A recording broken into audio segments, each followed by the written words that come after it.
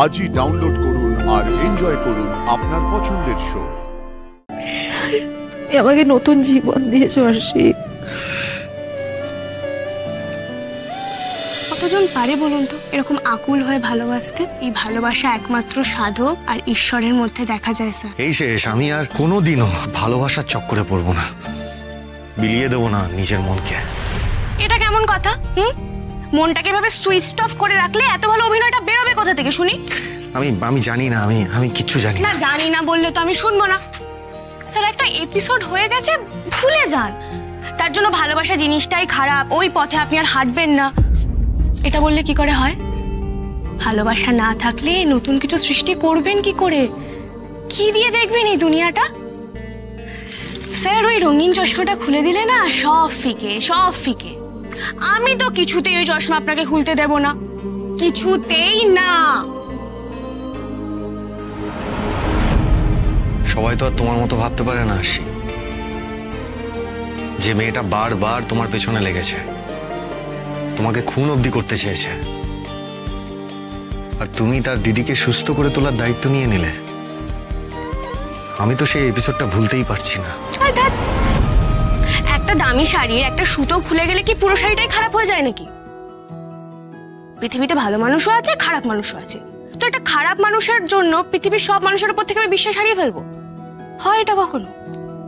হ্যাঁ আমি মানছি সায়ন্তরী মিত্র ঠগ, চোর, কিন্তু তার দিদি তো ভালো, নিষ্পাপ, অসহায়। তার হাত আমি কি করে মাঝপথে ছেড়ে দিই বলুন? তাই না? যাকে কফিটা তো অর্ধেক ফেলেই দিয়েছেন, আমি আরেক কাপ কফি বানিয়ে আনি। দাঁড়া।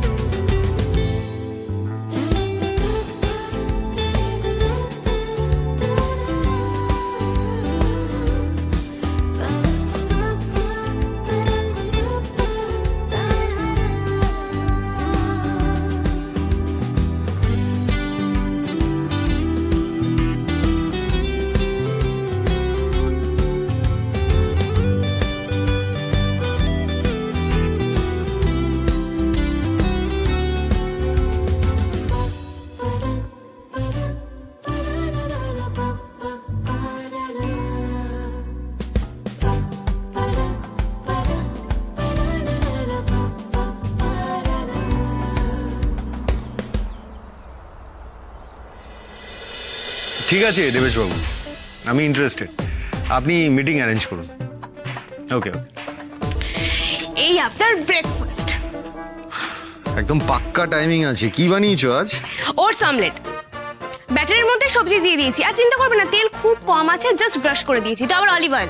আচ্ছা ঠিক আছে, এত ডিটেলসে বলতে হবে না। আমি জানি তুমি আমার ডায়েট নিয়ে খুব কনসিয়াস। যা বানিয়েছো বুঝেই বানিয়েছো। হ্যাঁ খুব টেস্টি করে বানিয়েছি, ভালো লাগবে, এবার খেয়ে দেখুন।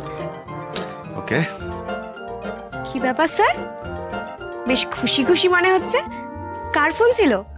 আসলে একজন প্রোডিউসার ফোন করেছিলেন, মানে একজন নতুন প্রোডিউসার, দেবেশ রায় ওনার নাম।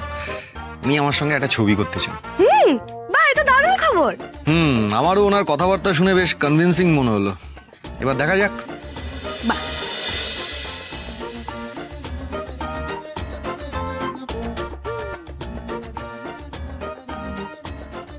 কেমন হয়েছে স্যার? পছন্দ মতো হয়েছে? না না আশি, তোমার ব্যাপারে একটা জিনিস খেয়াল করলাম, তুমি হলে সর্বগুণ সম্পন্না। যেটাতেই হাত দাও সেটাই সোনা।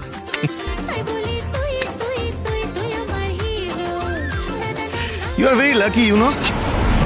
দেখছিস মেজো, দেখছিস? দেখ আমার ছেলেটাকে সরল পেয়ে কিভাবে কিভাবে হাত করছে দেখ। দেখতে পাচ্ছি না, আবার চোখ তো আর নেবা হয়নি, সব দেখতে পাচ্ছি। তো এইভাবে দূরে দাঁড়িয়ে দাঁড়িয়ে না দেখে আমাদের তো কিছু একটা করতে হবে গো।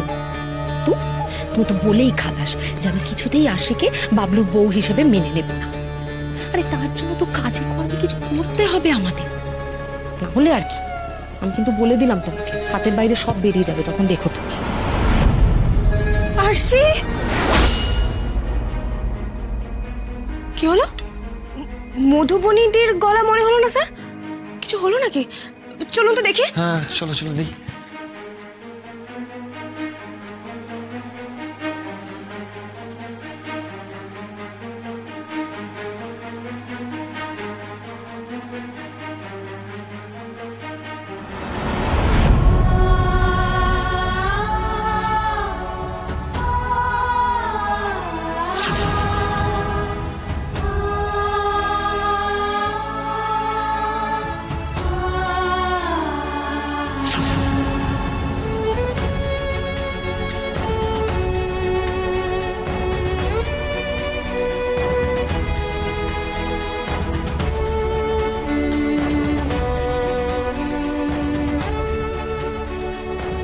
মধুবনীদি, তুমি এতটা এলে কি করে?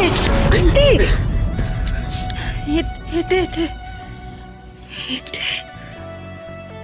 দেখবে, দাঁড়াও আমি দেখাচ্ছি।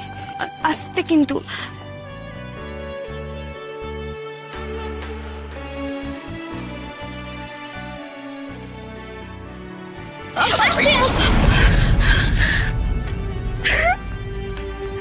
দেখেছো, পেরেছি আমি।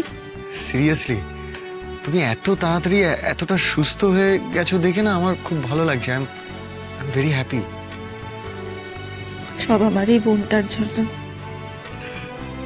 আমি যে সত্যি কোনোদিনও নিজের পায়ে দাঁড়াতে পারবো আমি ভাবিনি, সত্যি ভাবিনি। আমি কিন্তু জানতাম মধুবনীদি তুমি পারবেই।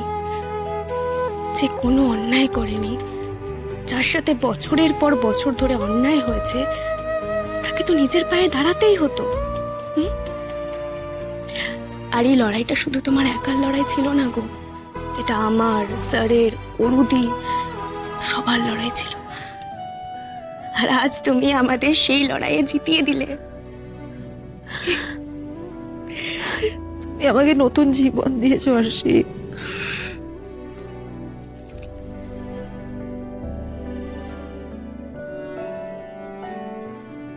সত্যি আমাকে নতুন জীবন দিয়েছো। আমি জানি না তোমাকে আমি কিভাবে কৃতজ্ঞতা জানাবো, আমার জানা নেই। আমি সারা জীবনেও তোমার এই উপকার করবো না, সত্যি ভুলতে পারবো না। নিজের বোনকে কখন এসব বলে? দেখি চোখটা মুছো তো আগে, চোখ মুছো, একদম কাঁদে না। আর এখানে বসবে, এসো এসো, আস্তে আস্তে আস্তে, সাবধানে সাবধানে। এই ঠিক আছে।